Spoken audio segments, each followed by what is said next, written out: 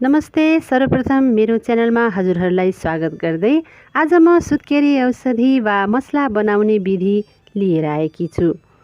यो मसलाका प्रशस्तै फाइदाहरूबारे म बीचमा बताउने नै छु। भिडियो अन्तिमसम्म हेरिदिनुहोला। यो मसला बनाउन सुरु गरौँ है त।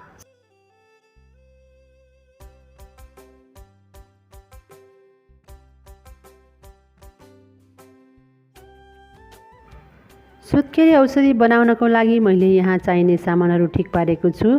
गुद, नरिवल, घिउ, मेथी, सुप, काजु, खुरपानी, मक्खन, मिश्री, ज्वानो, यो वैद्य पसलमा किनेको ठुलो औषधि, बत्तिसा, चम्सुरको गेडा, मगज, छोकडा, अनि केही मात्रामा ल्वाङ, सुकुमेल अनि दालचिनी पनि, किसमिस, बदाम, क्वाटिबासा यो पाचकको धुलो अनि ओखर। नरिवललाई मैले यसरी मसिनो मसिनो पिस बनाएर काट्दैछु। हजुरहरूले आफ्नो स्वाद अनुसार यसलाई कोर्न पनि सक्नुहुन्छ अनि ग्राइन्डरमा धुलो बनाउन पनि सक्नुहुन्छ।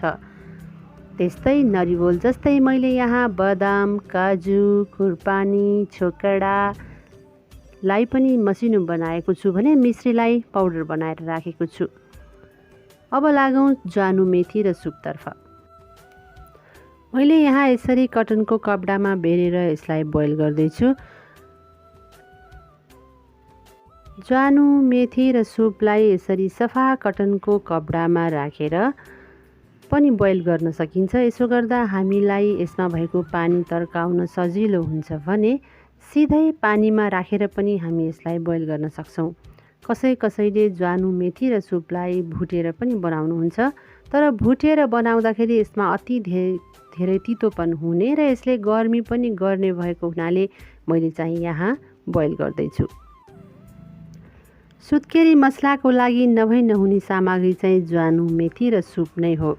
सुत्केरी अवस्थामा जिउ बाँध्न अनि जिउ दुखेको निको पार्नको लागि यी एकदमै लाभदायक हुन्छन् र यसमा स्वाद बढाउनको लागि र तागतिलो बनाउनका लागि चाहिँ हामीले ड्राई फ्रुटहरू पनि राख्ने गर्छौँ।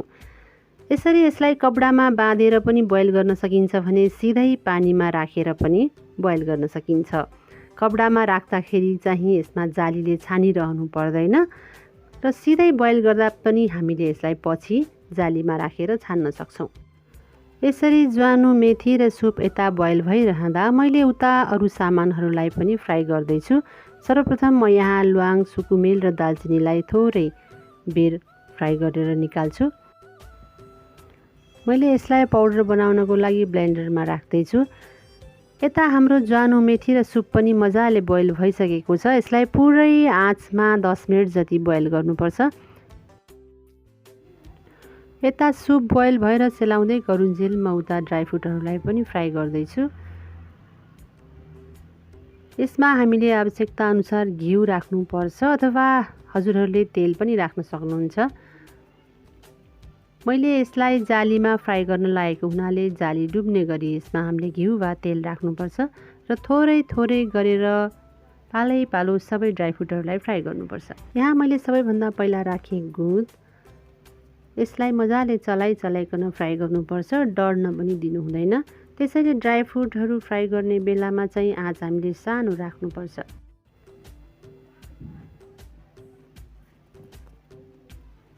हेर्नुहोस् त गुद कति मजाले फुलेको छ। अब मैले यसमा राखेँ किसमिस। यसलाई पनि सानो आँचमा चलाइकन मजाले फ्राई गर्नुपर्छ।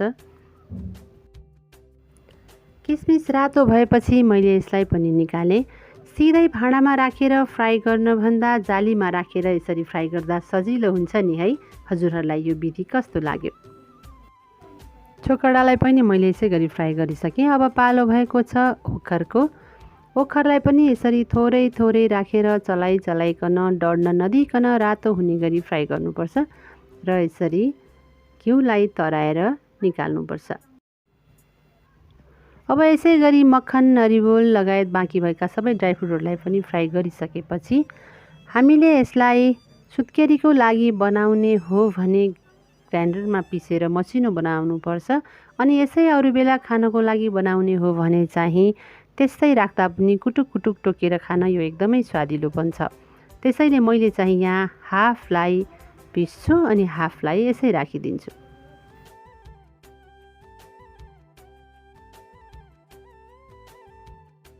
यसरी फ्राई गरेको ड्राई फ्रुटहरूलाई यत्तिकै राखेर बनाउँदा पनि गुदले यसलाई लपक्क बनाउने हुनाले यो एकदमै स्वादिलो बन्न जान्छ। तर सुत्केरी अवस्थामा जिउ कमजोर हुने भएको हुनाले यसलाई खान सजिलो होस् भन्नको लागि चाहिँ हामीले यसलाई मसिनो बनाएर पनि राख्न सक्छौँ।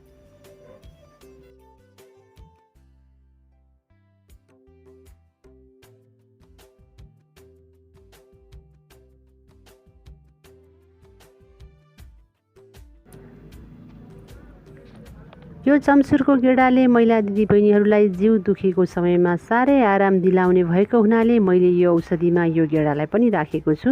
यो साह्रै मसिनो हुने हुनाले र छिट्टै डढ्ने हुनाले यसलाई छिटो छिटो चलाएर भुट्नुपर्छ।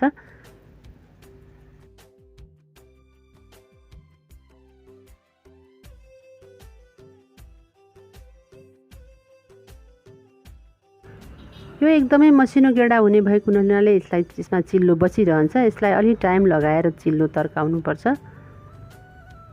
अब भने अघि भएको धुलो मसलाहरू पनि मैले सबै घिउमा नै राखेर भुट्दैछु। हामीसँग भएको वैद्य पसलमा किनेका 3 थरीका मसलाहरू सबैलाई एकैचोटि राखेर म यहाँ फ्राई गर्दैछु। यहाँ हामीले अघि बोइल गरेर राखेको सुप, ज्वानो र मेथी पनि सेलाइसकेको छ। अब म यसलाई जालीमा राखेर यसको पानीहरू छान्दैछु। हेर्नुहोस् त यसबाट कति धेरै तितो पानी निस्क्यो। तितो पनि शरीरको लागि फाइदा नगर्ने भएको हुनाले यसबाट थोरै तितोपन पनि जान्छ अनि हाम्रो औषधि पनि स्वादिलो बन्न जान्छ। अब यसलाई ग्राइन्डरमा राखेर यत्तिको खस्रो बनाएपछि भने यो फ्राई गर्नको लागि तयार भयो। अब यसरी पिसेर राखेको त्यो मसलालाई पनि घिउ राखेर मजाले रातो हुने गरी फ्राई गर्नुपर्छ। यसमा पानी हुने हुनाले र पानी भयो भने हाम्रो औषधि छिटै बिग्रने हुनाले यसको पानी सबै सुक्ने गरी मजाले फ्राई गर्नुपर्छ। यसलाई मिडियम आँचमा बिस्तार चलाइकन रातो हुने गरी फ्राई गर्नुपर्छ। यो हामीले बोइल गरेको हुनाले यसमा पानी थोरै थोरै पनि बाँकी हुने भएकोले सो पानीलाई सुकाउनु पर्ने हुँदा यसलाई अलि बेर फ्राई गर्नुपर्छ। सुत्केरी मसला हामीले पटक पटक बनाइरहन सक्दैनौँ। एकचोटि बनाएपछि यसलाई लामो समयसम्म राख्नुपर्छ भने अरू बेला खानको लागि बनाउने हो भने पनि यो एकैचोटि धेरै खान सकिँदैन। थोरै थोरै गरी खाने भएको हुनाले यो निकै समयसम्म टिक्छ। त्यसैले यसलाई टिकाउनको लागि पनि यसमा पानी राख्नु हुँदैन। रातो हुँदै आएपछि भने म यसमा अघि हामीले पाउडर बनाएर राखेको मिश्री राख्दैछु र यसलाई सबैतिर लाग्ने गरी बिस्तार मजाले चलाउँदैछु। यो मसलामा मिश्रीभन्दा चाकु अझै राम्रो मानिन्छ, तर नहुँदा चाहिँ हामीले चिनीले पनि काम चलाउन सक्छौँ। धेरै खाद्य सामग्रीहरूको सम्मिश्रणबाट बनाइने हुनाले यो मसला अत्यन्त स्वास्थ्यवर्धक र तागतिलो मानिन्छ। कमजोरीपन, चिसोबाट बच्न अनि जिउ दुख्ने जस्ता समस्याहरूमा यसले निकै फाइदा पुर्याउँछ भने यसका अप्रत्यक्ष फाइदाहरू पनि प्रशस्तै हुन्छन्। त्यसैले यो मसला सुत्केरी महिलाहरूका लागि मात्र नभएर सबैका लागि नै लाभदायक हुन्छ। अघि फ्राई गरेर राखेका मसलाहरूमा म यहाँ हाफलाई चाहिँ ग्राइन्डरमा राखेर पिस्दैछु अनि हाफलाई चाहिँ यत्तिकै राखिदिन्छु। थोरै चाहिँ मैले यहाँ गार्निसिङको लागि पनि छुट्याएको छु। कसैले यो मसलामा दुध पनि राखेर बनाउनुहुन्छ। दुध राखेर बनाएको मसला स्वादिलो त पक्कै हुन्छ, तर यसको पानी राम्रोसँग सुक्न सकेन भने चाहिँ यो छिट्टै बिग्रने हुन्छ। यो मसला लामो समयसम्म राखेर प्रयोग गर्ने भएको हुनाले यसलाई दुध राख्दा त्यति राम्रो मानिँदैन। छिट्टै प्रयोग गर्नु छ भने चाहिँ हामीले यसमा दुध राख्न सक्छौँ, तर लामो समयसम्म राख्नको लागि चाहिँ दुध नराख्दा नै राम्रो हुन्छ। त्यसैले मैले यसमा राखेको छैन। यसलाई चलाउँदै राम्रोसँग पाकिसकेपछि तलबाट घिउ पनि निस्कन थाल्छ अनि कालो कालो कलरको पनि हुन थाल्छ। तब मैले यसलाई ग्राइन्डरमा पिसेको धुलो मसला पनि राख्छु। यसलाई चलाइरहन नभ्याउने बेलामा मैले एकछिन आँचलाई बन्द गरेर पनि मसलालाई राखेँ। र अब यसलाई फेरि बिस्तारै मजाले चलाइ सबैतिर लाग्ने गरी पकाउनुपर्छ। अब फेरि यसलाई बिस्तारै चलाउँदै एकछिन पकाउँदै गएपछि यसबाट तलबाट घिउ मजाले निस्किन थालेपछि भने हाम्रो मसला पाकेको मानिन्छ। अब भने म यहाँ अघि वैद्य पसलको धुलो फ्राई गरेर राखेको मसलालाई पनि राख्दैछु। यसको लागि मैले आँच बन्द गरेँ। यो धुलो मसला छिटै डढ्ने हुनाले यसलाई आँच बन्द गरेर राखेर बिस्तारै चलाउँदैछु। सानो आँच पारेर फेरि यसलाई चलाऊ।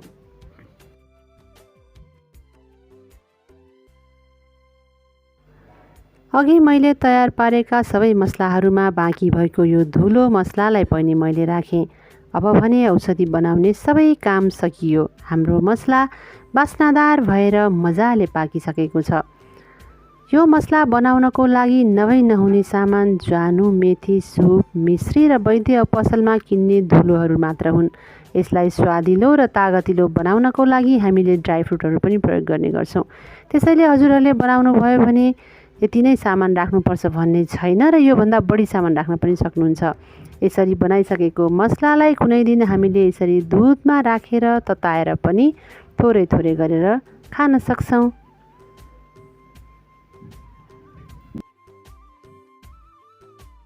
यसरी तयार पारेको मसलालाई दूध राखेर तताएर खाँदा पनि एकदमै क्रिमी बन्न जान्छ। यो एकदमै स्वादिलो बनेको छ। यसरी तयार भएको मसलालाई सेलाइसकेपछि स्टिल अथवा सिसाको भाँडामा राख्नुपर्छ। प्लास्टिकको भाँडामा भने यसलाई राख्नु हुँदैन। अब हामीले अघि गार्निसिङको लागि छुट्याएको मसलालाई पनि यसमाथि राख्दैछौँ। यो डेकोरेसनले सबैको मन लोभ्याउँछ। आफ्नो रोग प्रतिरोधात्मक क्षमता बढाउनको लागि नेपाली समाजमा पहिलेदेखि नै खाने गरेको यो मसला अहिलेको समयमा अझै उपयोगी बन्न जान्छ। हजुरहरू पनि समय मिलाएर कुनै दिन यसै गरी खानुहोस् है त। हजुरहरूलाई यो भिडियो कस्तो लाग्यो? मन परेमा च्यानललाई सब्स्क्राइब गर्दै भिडियोलाई लाइक, कमेन्ट र सेयर गर्न अनि कुनै जिज्ञासा भए प्रश्न राखिदिनु हुन पनि विनम्र अनुरोध गर्दै आजलाई बिदा चाहन्छु। धन्यवाद।